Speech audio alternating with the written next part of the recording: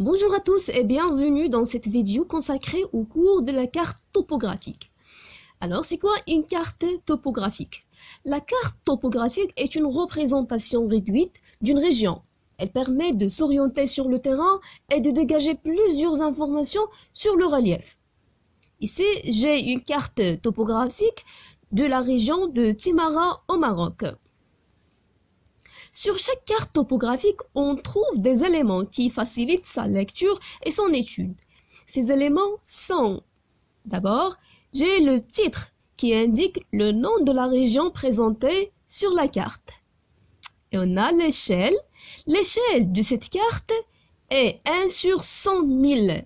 Cela signifie que 1 cm sur la carte est l'équivalent de 100 000 cm dans la réalité ou sur le terrain.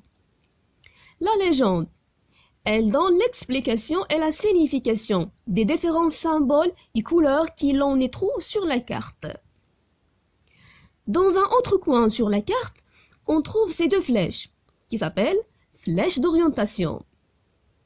La flèche NG indique le nord géographique, la direction opposée du sud géographique.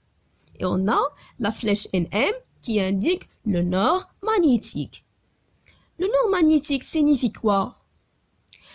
La Terre est une planète qui soumet un champ magnétique. Ce champ magnétique possède deux pôles. Un pôle s'appelle le nord magnétique et autre pôle qui s'appelle sud magnétique. Actuellement, le nord magnétique est positionné au voisinage de nord géographique. C'est bien. Donc, j'ai les flèches d'orientation. Mais comment je peux orienter ma carte topographique? Pour orienter la carte topographique, on utilise la boussole, un petit instrument qui contient une aiguille aimantée qui montre le nord magnétique. Le nord géographique est représenté par la lettre N majuscule. Et donc, pour orienter la carte, il faut d'abord placer la boussole sur la carte de telle sorte que la direction nord-sud de la boussole coïncide avec la flèche NG de la carte. Puis, il faut tourner la carte jusqu'à ce que l'aiguille de la boussole coïncide exactement avec la flèche NM de la carte.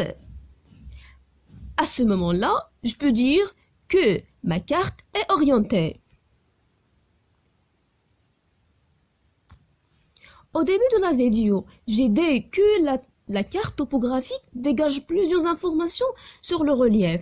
Donc, la question qui se pose, c'est comment sont représentés les reliefs sur la carte topographique. Ici, j'ai ce schéma qui montre un relief avec sa représentation sur la carte. On constate sur la carte des lignes en marron. Ces lignes s'appellent les courbes de niveau. Une courbe de niveau est une ligne sur la carte qui associe les points qui ont la même altitude. Par exemple, ici, j'ai la courbe de niveau qui porte le chiffre 50 mètres. Signifie que cette ligne associe tous les points de relief qui ont la même altitude, l'altitude 50 mètres. D'autre façon, tous les points qui ont la même altitude dans le relief, par exemple l'altitude 50 mètres, sont représentés sur la carte par la courbe de niveau 50 mètres. Ici, la différence entre deux courbes de niveau successives s'appelle l'équidistance. Elle reste fixe sur la même carte. L'équidistance de cette carte, c'est 50 mètres. C'est 100 mètres moins 150 mètres. Donc, c'est l'équidistance, c'est 50 mètres. D'une part. D'autre part, on a ici un point chiffré qui porte le chiffre 159 mètres. C'est un point côté qui indique l'altitude de sommet de relief. En effet, les reliefs sont représentés sur la carte par les courbes de niveau et par les points côtés.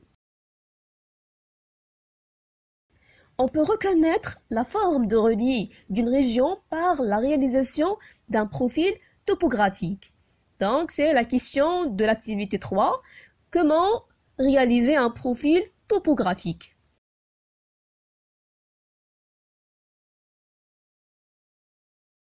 Pour réaliser un profil topographique, il faut suivre les étapes suivantes. Tout d'abord, il faut déterminer l'équidistance de la carte. Et dans cet exemple, l'équidistance est 10 mètres.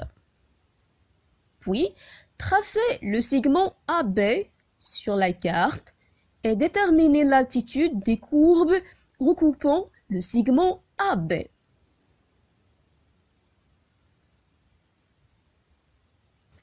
Tracer sur un papier millimétré 2 axes.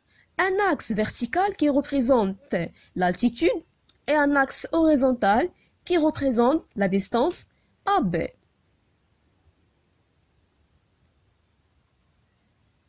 Choisissez une échelle appropriée pour graduer l'axe vertical des altitudes.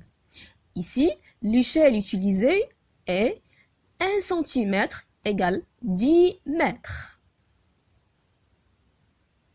Il faut marquer les points d'intersection du segment AB avec les courbes de niveau sur le bord apical du papier millimétré. Après, il faut projeter les points d'intersection dans le repère en respectant leurs échelles, leurs altitudes plutôt. Et à la fin, il faut relier les points en conséquence. N'oublie pas de noter les points importants pour localiser le profil, comme l'échelle, l'orientation et le titre en bas. Et voilà le profil topographique de segment AB. J'arrive à la fin de cette vidéo. Merci pour votre attention. À la vidéo prochaine.